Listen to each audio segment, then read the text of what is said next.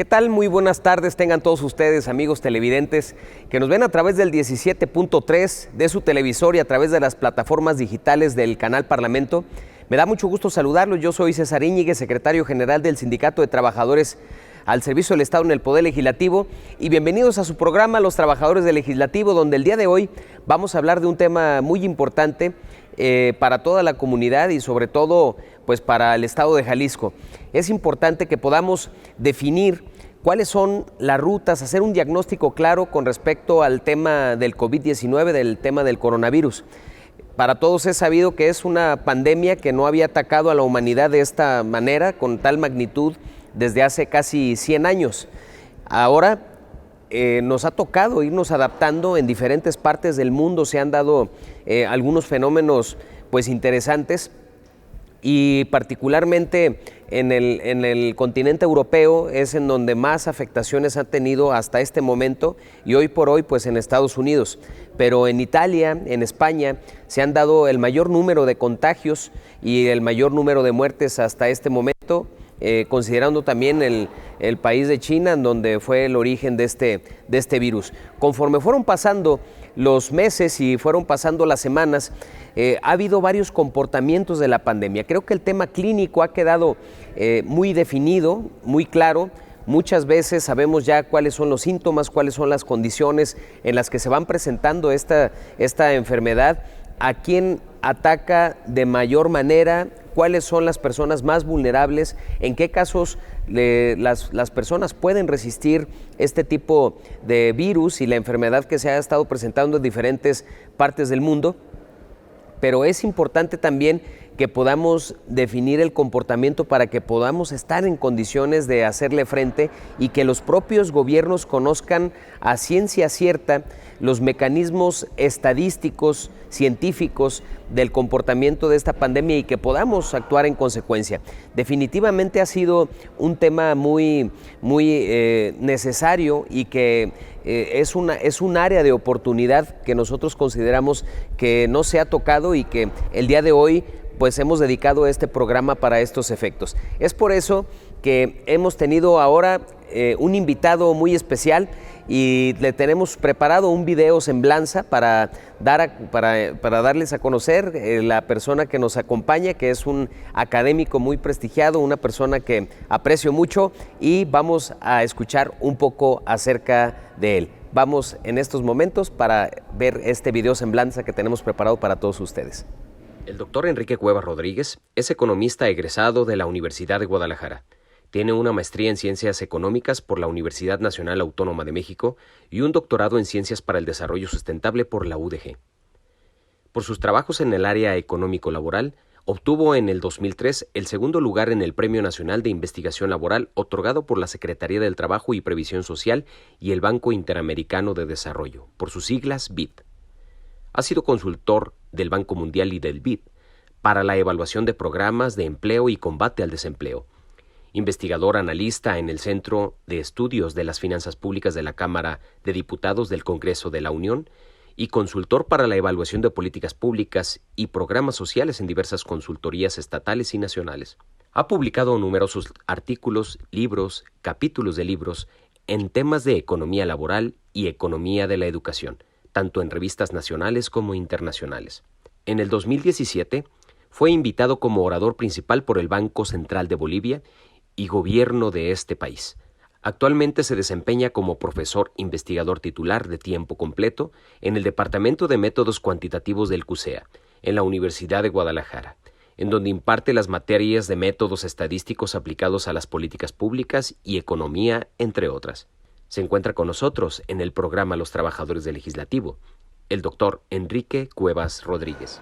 Bien, pues vieron este video semblanza del doctor Enrique Cuevas Rodríguez. Mi estimado doctor, me da mucho gusto saludarlo. Muchas gracias por acompañarnos aquí en el programa. No, pues gracias a ti, César, gracias al público que nos está viendo, gracias al Congreso que tiene esta oportunidad y nos ofrece esta oportunidad de tener un diálogo sobre un tema tan importante que ya comentaste, el asunto del coronavirus y el asunto de los mecanismos para llevarlo a cabo a buen término. Así es. Y quiero comentarles a todos mis compañeros y amigos que nos ven a través de las plataformas digitales y del propio canal Parlamento, El doctor Enrique Cuevas pues es un académico destacado, fue mi maestro en la maestría. Así es. Ingeniero, economista, y yo soy abogado, entonces ya se imaginarán la materia de estadística aplicada a las ciencias sociales, que fue algo complicado, ¿no, maestro? Sí, te recuerdo muy bien, César, por fortuna como un buen estudiante, muy destacado, un grupo muy especial porque dándole estadística y métodos matemáticos, numéricos a abogados, a sociólogos, al área de ciencias sociales es un gran reto. Así es, y bueno, afortunadamente nos fue bien, ya concluimos la maestría, ahorita estamos en el doctorado ya en nuestra materia, que es en la materia de Derecho, y bueno, pues para entrar en materia, a todos amigos que nos ven, televidentes, compañeros, lo que creemos que es importante que podamos revisar, mi estimado doctor, hablábamos acerca en este momento sobre la pandemia, los efectos clínicos que son de todos conocidos. Sabemos que la situación, pues bueno, es una situación muy, muy adversa, pero hay muchas manos atendiendo el tema clínico, las medidas de prevención, todo lo que se tiene que hacer para evitar el contagio, para que podamos buscar la forma de prevenir y de cuidar a nuestras familias, a nosotros mismos, con una sana distancia, lavándonos las manos, quedándonos en casa, porque los efectos clínicos de la pandemia y del virus, pues bueno, son muy claros, ya la gran mayoría de la gente los conoce, pero lo que no sabemos es el comportamiento. Creo que esto es importante que podamos revisar el comportamiento de la pandemia en sociedad, que es después de hacer un análisis científico, matemático, para poder hacer cálculos. ¿A qué velocidad se puede contagiar si se toman medidas, si no se toman medidas? O incluso hasta tomando medidas, pues hay situaciones que son realmente inevitables, pues, ¿no? Como ocurrió, por ejemplo, en España, como ocurrió en Italia, que los números se fueron aventajando. Puede ser que también la propia cultura, la propia longevidad de la población determine el crecimiento de la propia pandemia por el número de contagios, porque sean más vulnerables. Incluso se dicen que entre los niños que son menores de 10 años, pues es prácticamente muy, muy difícil que se contagien. No se sabe científicamente a qué se debe, pero los números así lo indican, que menores de 10 años son mínimas los contagios. La gran mayoría son a partir de los 20, 25 años, y los efectos letales del virus se dan definitivamente a partir de los 60 años. Entonces parece que por allí se empiezan a considerar, a tomar en consideración este tipo de factores para poder dar un efecto numérico.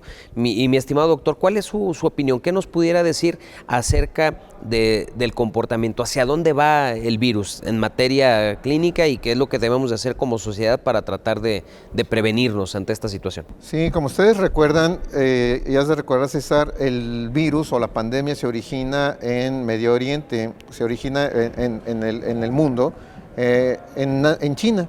Si tú recuerdas, en Asia, en China, si tú recuerdas, el origen de la pandemia se comienza a propagar de ahí, se multiplican cuando se empiezan a presentar los primeros casos, al menos ya los casos más graves que los gobiernos, el gobierno chino empieza ya a tomar con precaución, es a partir de febrero en aquel país.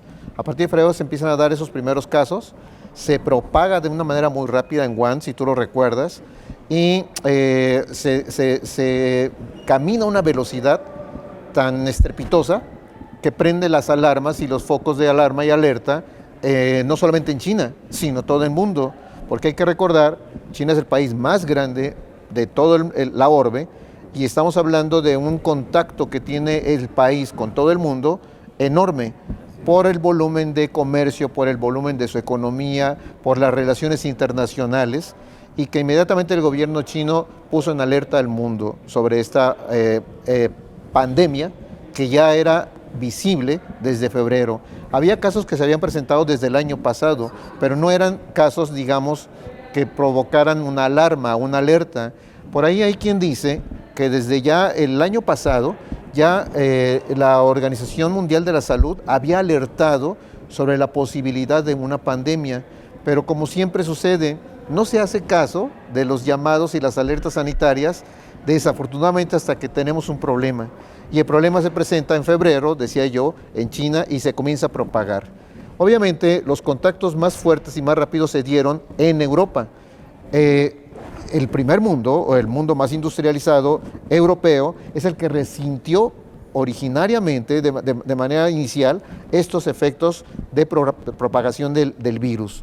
Hay que recordar, básicamente Italia, y lo mencionaste tú, básicamente España y Alemania, Francia, son de los países en donde fueron más afectados. La principal afectación se da en Italia. Evidentemente, como vivimos en un mundo globalizado, nos afecta, aunque nos llega con cierto retraso. De hecho, si ahorita comparamos las cifras de cómo van la situación de la pandemia en los dos continentes, me refiero a América y me refiero a Europa, la situación ya se invirtió. Lógicamente, en Asia era el principal país afectado. Por el avance que ya ha tenido, que prácticamente los chinos ya están saliendo de la situación de alerta, ya se encuentra China en una situación muy baja en comparación a Europa y en comparación a América. El porcentaje de casos activos de infectados por coronavirus es relativamente muy baja en comparación a los otros continentes. Hace 2 semanas hacia atrás, Europa todavía presentaba la situación del caso mayoritariamente de personas infectadas. Y de 2 semanas para acá, la situación se ha revertido de manera considerable. Es muy rápida la evolución de la pandemia. Y fíjense, solamente en 2 semanas, la situación se ha revertido tanto que el 51% de los casos a nivel mundial son prácticamente en América, el continente americano, y solo un 34% de Europa, cuando hace 2 semanas era al revés la situación. Estamos hablando entonces de una velocidad muy fuerte y muy rápida de la evolución de la pandemia. En México, evidentemente, se presentan los primeros casos en marzo. En marzo se presentan los primeros casos, evoluciona con cierta lentitud hasta llegar a la cantidad de casos que ahorita tenemos en nuestro país, que es prácticamente 27.634 casos al día de ayer reportados, de casos confirmados acumulados. Por fortuna, la situación de los datos de la pandemia tenemos que analizarlos de diferente manera. Tú mencionabas hace un momento de cómo se ha propagado y cómo ha sido la velocidad. Cuando los gobiernos decretan las fases 1, fase 2 o fase 3, lo hacen en función del riesgo de la población a contagiarse. Cuando estamos hablando de la fase 1, el gobierno anunciaba fase 1 cuando la situación de contagio se daba a través de contactos prácticamente personales, a través de contacto con los amigos o con la familia más cercana y los amigos más cercanos. Cuando ya se dan estos contactos entonces entre amigos y familias, estamos hablando de una situación de fase 1. Una fase 2 es cuando se propagan los contactos y la velocidad de contagio a una comunidad. Cuando ya una comunidad, una localidad, un municipio comienza a propagarse a través de las colonias, diferentes colonias o lugares geográficos, y que la cercanía entre una colonia y otra o una vecindad de un municipio con respecto al otro, estamos hablando de una situación de fase 2, porque ya no son entre familias o entre amigos cercanos, sino ya son entre comunidades o localidades vecinas. Cuando hablamos de una fase 3, estamos hablando de una situación en donde se propaga la velocidad a entidades federativas que rápidamente evoluciona la cantidad de contagiados y la cantidad de casos confirmados prácticamente al resto de la entidad federativa. Por supuesto, las principales zonas afectadas son las zonas metropolitanas, como lo vamos a comentar más adelante. Eso no significa que no estén en riesgo comunidades o localidades que no sean metropolitanos, porque comúnmente se piensa, pues el problema lo están enfrentando la zona metropolitana de Guadalajara, la zona metropolitana del Valle de México, y cuando las localidades que están más alejadas, no hay esos casos, dicen aquí no tenemos riesgo. Hay que tener cuidado, el riesgo existe, es un riesgo permanente por el contacto, decía yo, entre amigos, entre familias, y evidentemente que no hay, una barrera que impida que un ciudadano de Guadalajara vaya a visitar a un familiar, a un amigo, a otro municipio alejado de la zona metropolitana. Entonces la fase 3 se declara, en estos momentos se declaró cuando prácticamente la situación de contagio se propaga a través de zonas metropolitanas hacia el resto de localidades, o al menos existe ese riesgo. Sí, definitivamente, y como bien comenta usted, maestro, en el caso de los pequeños pueblos, por así decirlo, los que están alejados, dicen, no, pues aquí no tenemos ningún riesgo al momento, ninguna posibilidad, pero el problema se da de que no vivimos en islas, ¿verdad? Sí. Y que definitivamente los que están en el pueblito pues tienen un familiar, un amigo, una persona que trabaja en una gran ciudad y regresa, y el contacto existe, no están aislados, no viven únicamente ahí solos. Ahora, también es muy importante lo que comentaba sobre las fases. Según yo escuchaba algunos especialistas en epidemiología, ¿verdad? Y en el caso también de López-Gatell, que hablaba también en algunas ocasiones sobre las fases del contagio. En el caso de la fase número 1, hablaban que los casos son de importación, que no se da, sino que es una persona que estaba dentro, se contagió y regresó. O una persona de fuera llegó al país y está contagiado. Esa es la fase 1.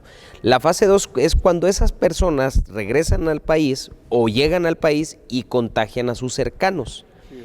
Y la fase 3, pues es cuando ya ese contagia el contagiado por importación contagia a alguien más, y ya es un tema imparable, ¿no? Sí. En el caso de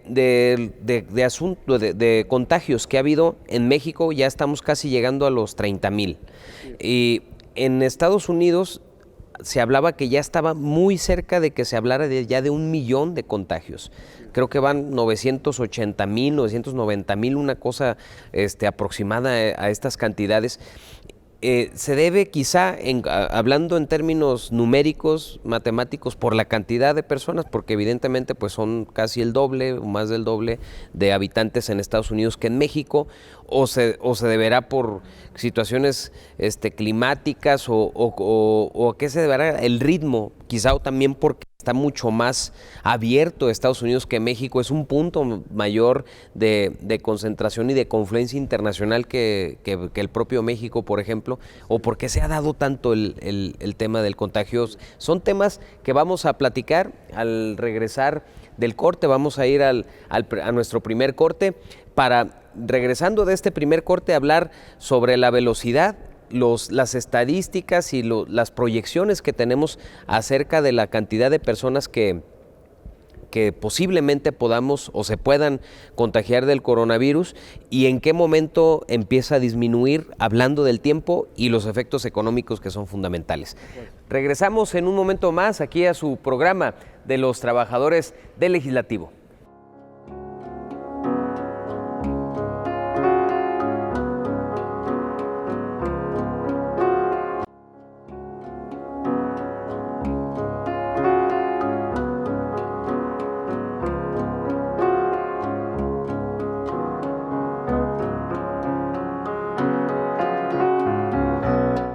¿Qué tal, amigas y amigos que nos sintonizan a través del 17.3 de su televisor, aquí en el canal Parlamento, en su programa Los Trabajadores del Legislativo? Estamos hablando hoy acerca de las posibilidades de extender y conocer a profundidad el tema del contagio y de la pandemia del coronavirus en términos matemáticos, en términos científicos, no tanto clínicos, sino conocer el comportamiento de esta enfermedad en las diferentes sociedades, obviamente en el tema de nuestro país, en México y en nuestro estado de Jalisco. Es necesario que podamos entender esta situación y estas variantes que se presentan en estos momentos, y para eso hemos tenido un invitado muy especial que nos acompaña el día de hoy. Es el doctor Enrique Cueva Rodríguez. Mi estimado doctor, retomando la conversación que teníamos, mi estimado doctor, hablábamos sobre el comportamiento de Europa, que ya se dio el cambio. Ahora América se encuentra en el primer lugar mundial de contagios con la tendencia de contagios activos hasta este momento. ¿Hacia dónde camina esta pandemia, mi estimado doctor? En términos matemáticos, ¿hacia dónde vamos? ¿Qué podemos hacer para evitarlo los propios gobiernos, la sociedad, y qué variantes se pueden presentar para el tema de su comportamiento? Sí, miren, es importante destacar lo que tú mencionaste antes de este corte sobre los tamaños de las poblaciones, porque el tamaño de la población es evidentemente un factor importante en la propagación no solamente de coronavirus, sino de cualquier virus o cualquier pandemia. Mientras más población haya, la posibilidad de riesgo y la velocidad con la que se propaga una pandemia es más alta. Fíjense, simplemente por mencionar un dato, la población que se estima actualmente en Estados Unidos es alrededor de 322 millones de personas, mientras que en México se estimará tal vez menos de la mitad de esa población. Estamos hablando de 130 millones de personas probablemente. Hay que esperar a los datos censales de este año a ver qué población nos arroja. Pero estamos hablando de la mitad de la población.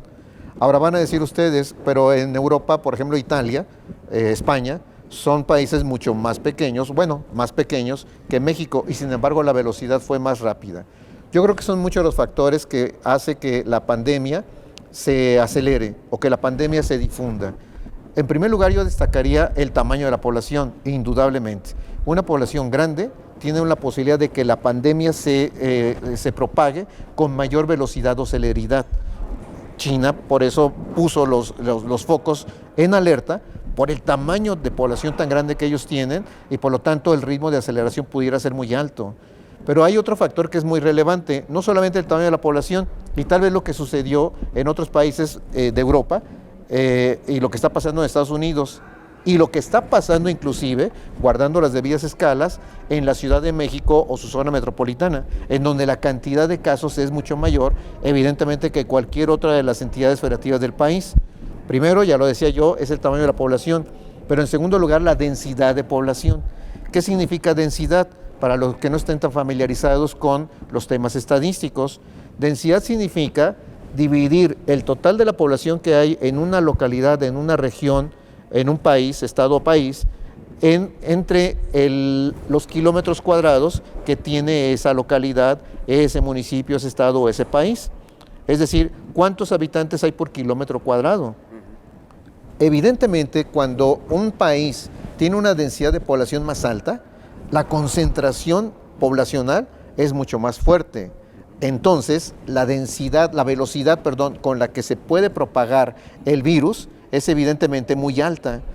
Esto es lo que está sucediendo en los países más desarrollados, o lo que sucedió a principios de la pandemia.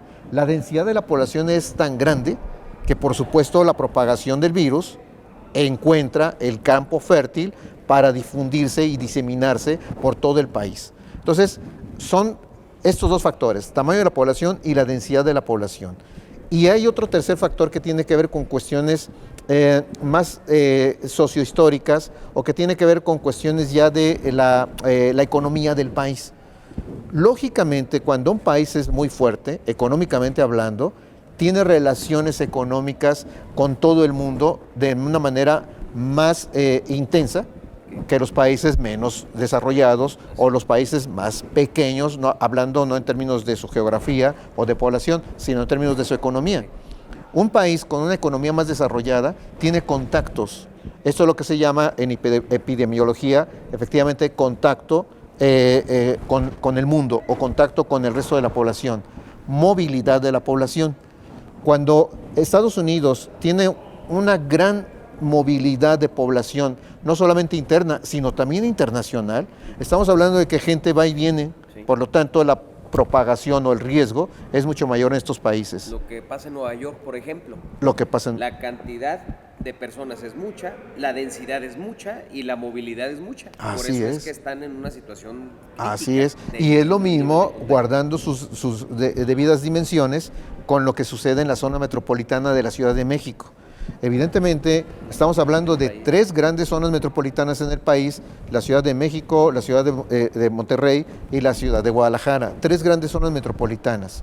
Sin embargo, ¿por qué la velocidad es tan grande en la Ciudad de México o en esa zona metropolitana? Por lo mismo que estamos hablando, solamente que ahora vamos aterrizando al campo de lo más micro, es decir, al campo solamente de una zona metropolitana, en donde la cantidad de población es mucho más grande. Vamos, la población que se estima de la zona metropolitana de la Ciudad de México, zona metropolitana, estamos hablando de que es prácticamente 4 veces más grande que la zona metropolitana de Guadalajara. Allá estamos hablando de 22 millones de personas en la zona metropolitana de la Ciudad de México. Casi el 20% de México viven allí, ¿verdad? O sea, es algo realmente sorprendente, pues, porque yo decía, pues tampoco son tantos. Pues sí, se habla de la ciudad, una de las ciudades más grandes del mundo y la zona metropolitana más poblada del país, en donde viven 2 de cada 10 mexicanos viven allí. Ahora, súmale lo que estaba comentando yo hace un momento, esa cantidad de contactos que tiene las personas en el Valle de México, en la zona metropolitana de la Ciudad de México, no solamente entre ellos, sino también con el resto del país y del mundo, porque es el lugar en donde hay mayor afluencia de personas de todo el mundo en el país, por asuntos de turismo o por asuntos de negocios. Entonces, son 2 de las cuestiones que son fundamentales. El asunto que ya mencionaba yo, población, el asunto poblacional y el asunto de la dinámica poblacional, el asunto ya de la movilidad que tienen los países con el resto del mundo. No somos islas, tú lo comentaste hace un momento, y eso hace que la pandemia encuentre un campo muy fértil para reproducirse. Así es.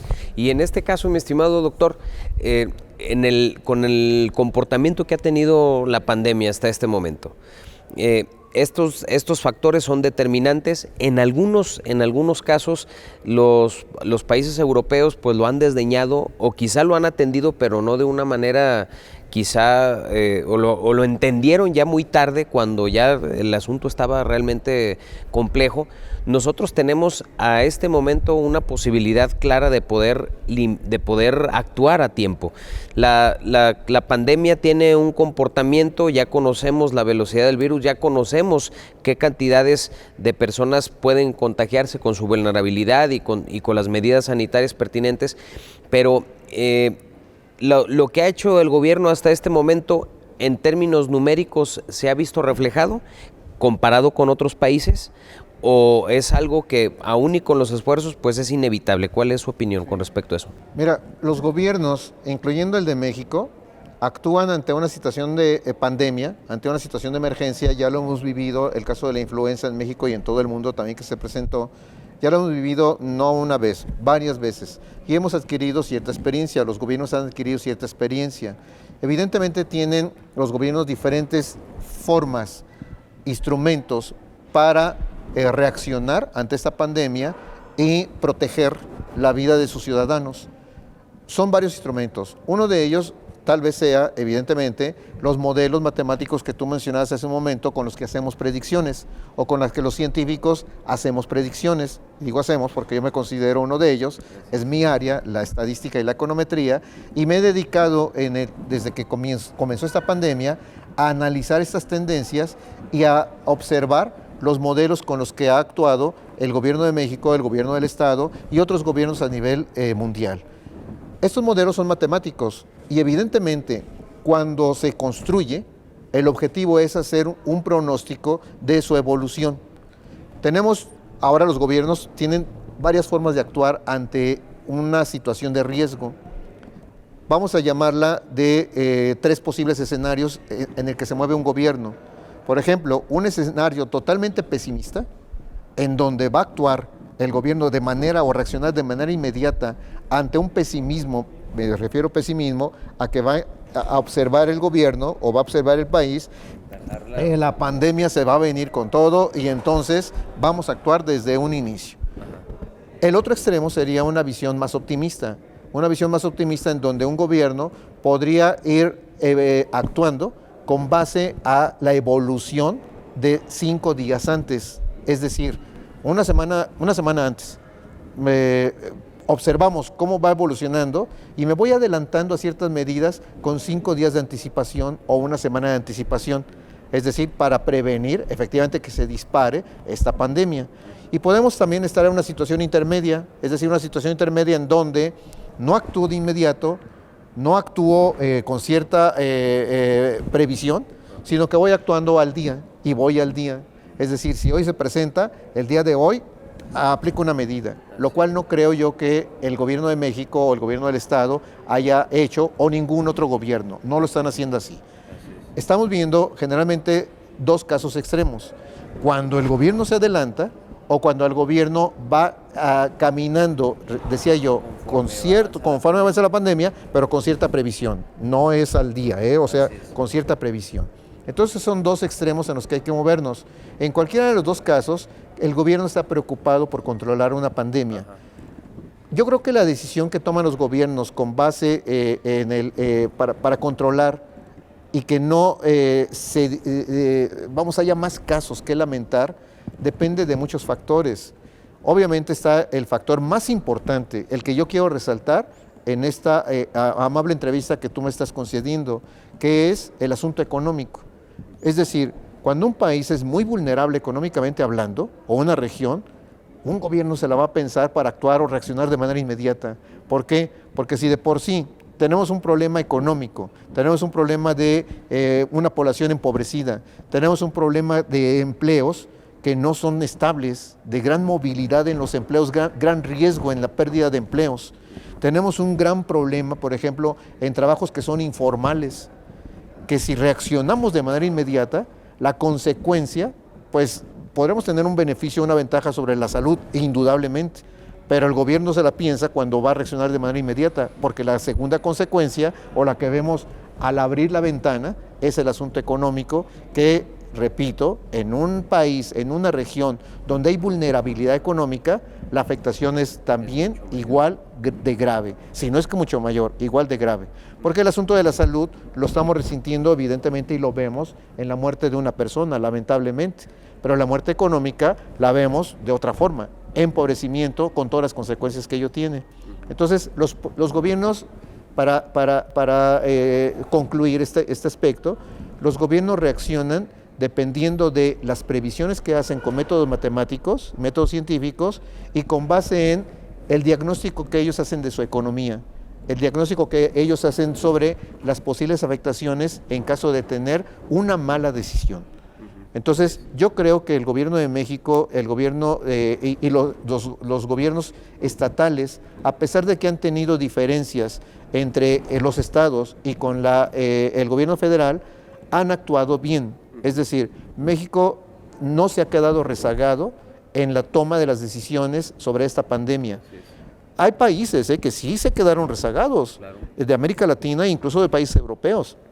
Pero creo que México ha evolucionado en el control de la pandemia y la ha manejado correctamente.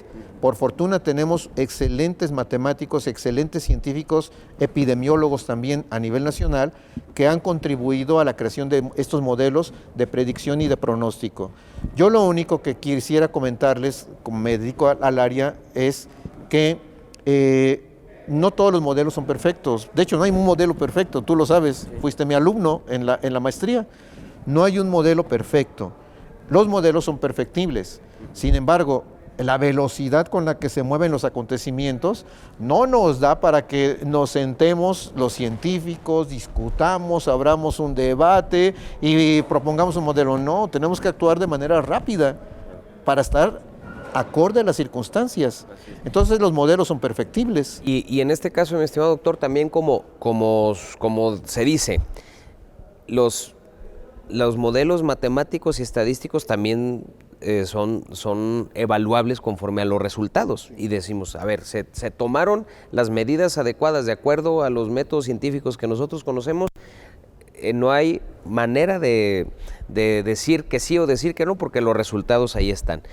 Pudiéramos decir, en México estamos llegando a los 30,000 infectados, en Estados Unidos al 1,000,000. Entonces, se dice que hay un doble de habitantes en Estados Unidos, ¿no? 320 millones de habitantes, aquí somos la mitad.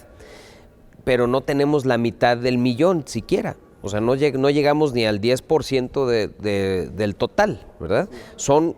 Tendríamos, si la pandemia tuviera el mismo comportamiento, aquí estuviéramos hablando de 500,000 al menos, ¿verdad? 500, un poco más, números cercanos. El tema es que en Estados Unidos, y con los factores que ya comentó, de la densidad poblacional, del tema de la movilidad y del tema de la cantidad de habitantes, nosotros estamos en una situación distinta a Estados Unidos en cuanto al tema de la movilidad, pudiera ser, pero en densidad, pues yo creo que estamos a la par de la zona metropolitana o de la zona habitacional de Manhattan en Nueva York o en Washington o en Los Ángeles, ¿verdad? Que son lugares de mucha movilidad, de mucha densidad. Pues aquí la Ciudad de México pues es una de las ciudades más habitadas del mundo. Evidentemente, lo que demuestra que quizás sí se están tomando medidas adecuadas en algún momento. Y por ejemplo, también es de destacarse que Jalisco, al momento de la comparación a nivel global, en el nivel de contagios está muy bajo. Efectivamente, ha sido quizá más dura las medidas que se han tomado en materia preventiva, pero definitivamente dan una muestra clara de que son detalles y de que son medidas que sí han funcionado. Y también es algo importante. Es engañoso el hablar de por la cantidad de habitantes, pues obviamente va a haber más contagios, y si son menos, pues va a haber mucho menos. Pero lo que también es fundamental es pues la tasa por cada tal cantidad de habitantes. Ahí es en donde sí están a la par de la medición, independientemente de la cantidad, ¿verdad? Bueno, vamos a un corte y vamos a regresar para hablar un poco más acerca de este tema, con respecto, para concluir, el tema del comportamiento, hacia dónde va la pandemia, y sobre todo tratar de un tema fundamental que son los efectos económicos. Regresamos en un momento más aquí a su programa, Los Trabajadores del Legislativo.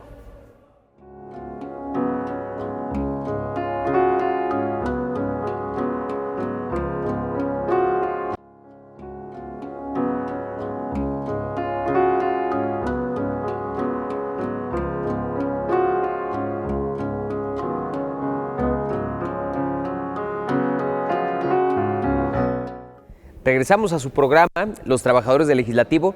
Para quienes nos sintonizan por primera vez a través del 17.3 de su televisor y de las plataformas digitales, estamos hablando acerca del comportamiento científico y matemático para poder prever el avance de la pandemia del COVID-19. Tenemos un invitado muy especial el día de hoy. Nos acompaña el doctor Enrique Cuevas Rodríguez, un académico de la Universidad de Guadalajara, especialista en temas econométricos y estadísticos. Y pues bueno, hablábamos acerca, mi estimado doctor, del comportamiento de la pandemia. En el corte decíamos que es posible que tengamos diversos escenarios y hay que preguntarnos hacia dónde vamos, hacia dónde caminamos. ¿Qué va a ocurrir si tomamos medidas, si no tomamos medidas, y qué nivel de contagio se puede tener? Le comentaba que yo escuchaba a López-Gatell hace unos días en sus ruedas de prensa, que decía que al momento de la primera o segunda semana de mayo se iba a venir el tema muy complejo del contagio a nivel nacional, en el que hacía predicciones que en un escenario negativo, catastrófico, se hablaba de 30,000 personas contagiadas diariamente, y que en un escenario conservador se hablaban de 5,000, de 5 a 10,000 en un escenario conservador. Entonces, dados esta situación, el comportamiento es tal, ¿hacia dónde podemos caminar, mi estimado doctor? Sí. El tema es, efectivamente, la proyección que se hace a partir de hoy, a partir de ayer, de hecho, porque el gobierno federal, a través del equipo que encabeza el doctor Hugo López, hicieron un modelo en el que estimaban que el día de ayer estaba el pico máximo de riesgo de contagios en México, en todo el país. ¿Qué significa este pico máximo? ¿Significa que a partir de aquí van a descender? No, no significa eso. De hecho, hay muchas confusiones cuando presenta las gráficas, pues porque no estamos acostumbrados a leer una gráfica estadística y menos a interpretar el número o el dato. El pico máximo significa que a partir de hoy o de ayer es probable que la pandemia se expanda, como tú lo dices. Imagínate 30,000 casos diarios, cuando sería el escenario catastrófico, cuando llevamos hasta este momento 27,000 acumulados en todo lo que va de la pandemia, hasta tal vez el escenario más optimista, que podrían ser solamente 5,000. Entonces, el pico máximo significa que estamos en la fase de mayor riesgo. Si funcionan las medidas de control que nos ha sugerido, ha implementado, ha puesto en marcha el gobierno federal y los gobiernos estatales con todas sus particularidades en cada entidad, si funciona, evidentemente el escenario catastrófico no tenemos por qué pensar en él.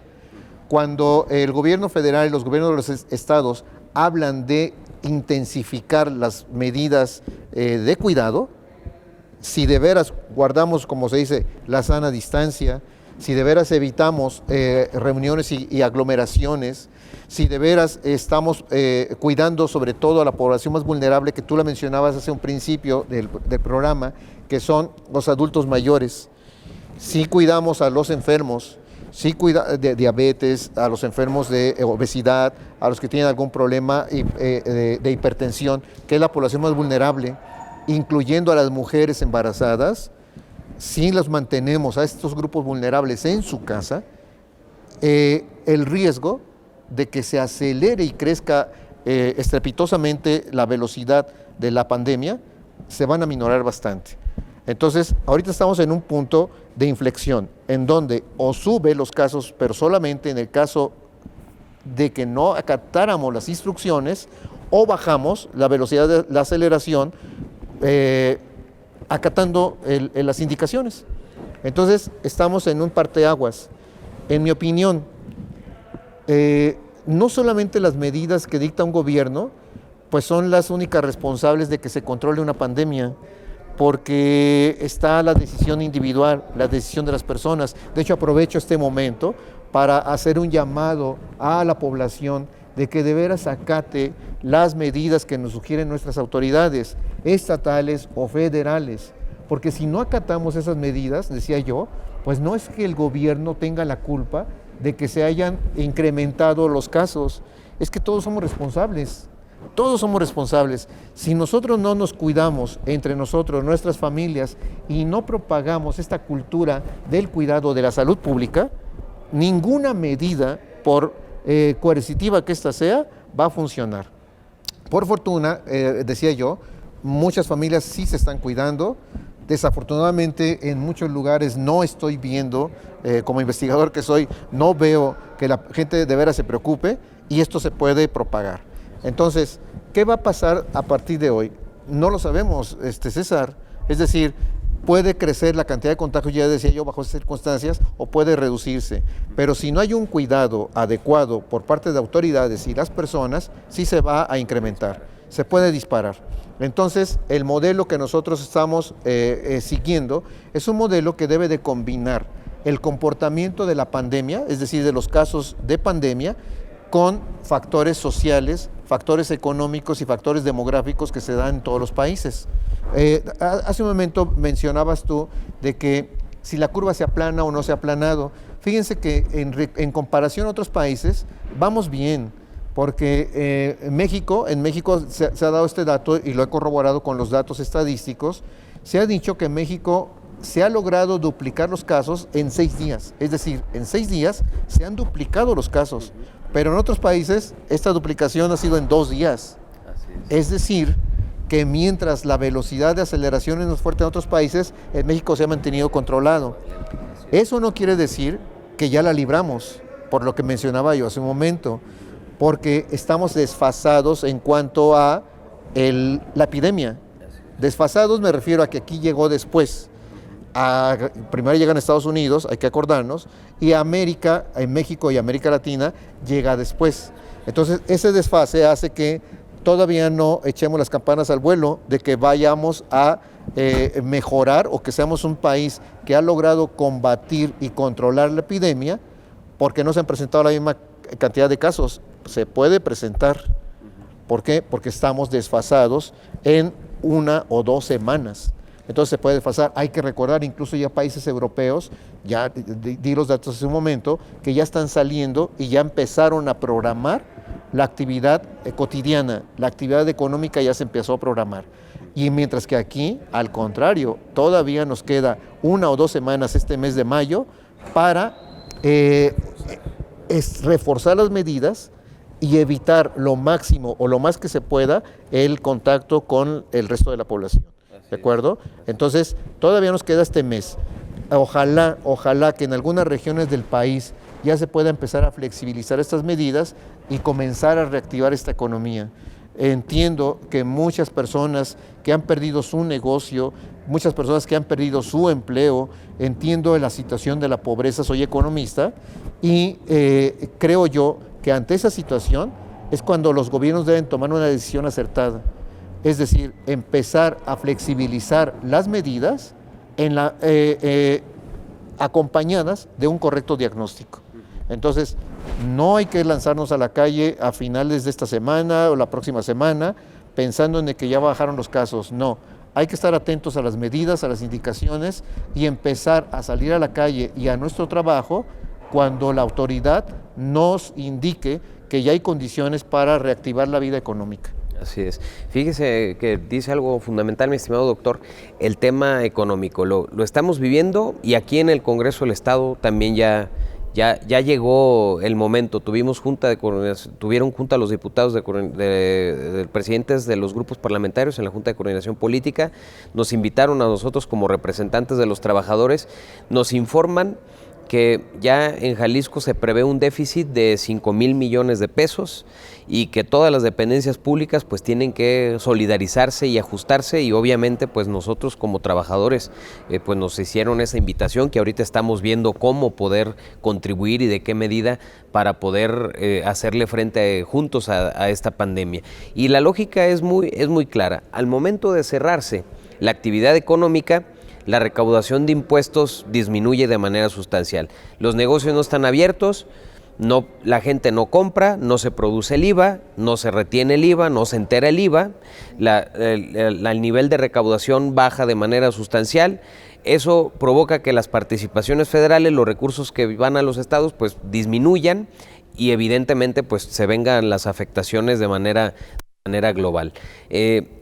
Yo creo que el tema definitivamente nos pega tanto a los trabajadores ordinarios como a los servidores públicos, a los gobiernos, a las empresas, a todo mundo, porque hay gente pues que no puede salir, y sobre todo los que tienen que ver con servicios, donde atienden gente, donde aglomeran gente, donde les entregan pues un platillo de comida en un restaurante, o que los atienden en el cine, o que van o sea, evidentemente hay muchos negocios que están parados en este momento, y las afectaciones económicas pues hasta este momento pues solamente son predicciones, no sentimos el golpe como es. Pero también he leído algunos comentaristas y especialistas que hablan de que en México, lamentablemente, después de esta pandemia, puede ser de que vayamos de un 15 a un 20% de personas en el país que caigan en pobreza por esta razón. Así es.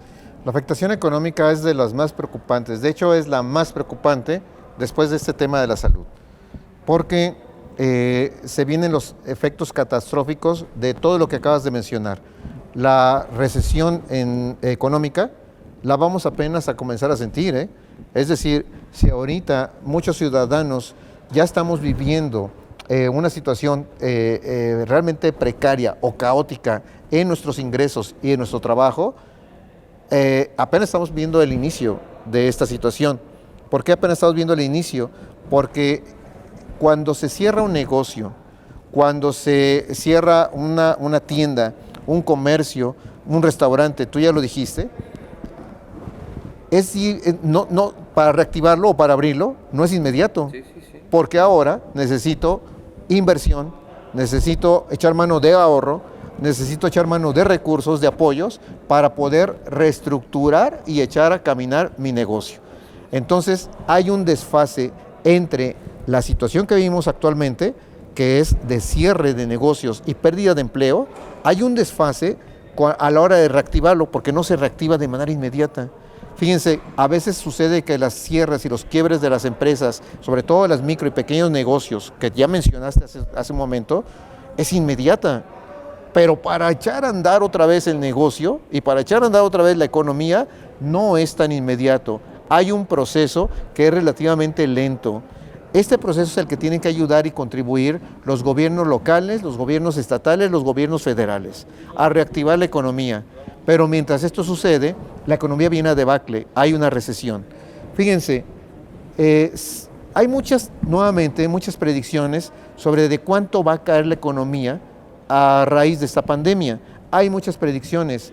Nuevamente hay escenarios muy pesimistas. Por ejemplo, Standard & Poor's, que es uno de los organismos que hacen predicciones y previsiones sobre la economía, sobre recaudación, sobre pobreza, etcétera, pronostica que para México el decrecimiento puede ser casi del 7%, menos 6.7%. JP Morgan, que también es un organismo que se dedica al análisis financiero y económico a nivel mundial, pronostica que este crecimiento puede ser hasta del 8% negativo, es decir, que podamos caer en 8.4% con respecto a lo que estamos viviendo en este momento. Hay otros escenarios más optimistas. El decrecimiento puede ser hasta solamente 4 puntos porcentuales. Estos escenarios los presentan algunos economistas, tanto de la UDG como a nivel nacional de la UNAM, en donde con los instrumentos de predicción y de pronóstico calculan que la tasa de crecimiento del PIB puede ser a lo mucho del 4% negativo, pues, es decir, caer. Lo cual no es tan malo, fíjense, porque en otras crisis económicas que ha tenido el país, por ejemplo, la de 2008-2009 o la de 1995, aquel famoso error, te has de acordar, de diciembre del 94 que nos pegó en el 95, las caídas fueron prácticamente del 9%, ¿eh? Entonces, si ahorita logramos solamente caer en un 4%, estamos hablando de una caída menos brutal, menos agresiva que en aquellos momentos. Sin embargo, eso no quiere decir que pues ya la libramos, porque está la parte humana, la parte social, está la parte de las personas que encarnamos la economía y que tenemos una familia, que tenemos un hogar y que estamos viendo afectada nuestra situación por esta quiebra o este cierre de negocios. Fíjense bien, lo mencionábamos hace un momento al inicio de esta plática fuera del aire.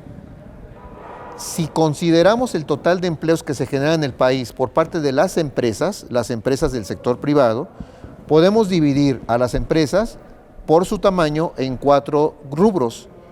Las micronegocios, que son las tienditas, que son los tallercitos, que son el comercio ambulante, el comercio formal o ambulante, que tiene menos de 5 trabajadores, y si a ellos le sumamos, por ejemplo, bueno, el otro tamaño que hay que hablar es el de las pequeñas empresas.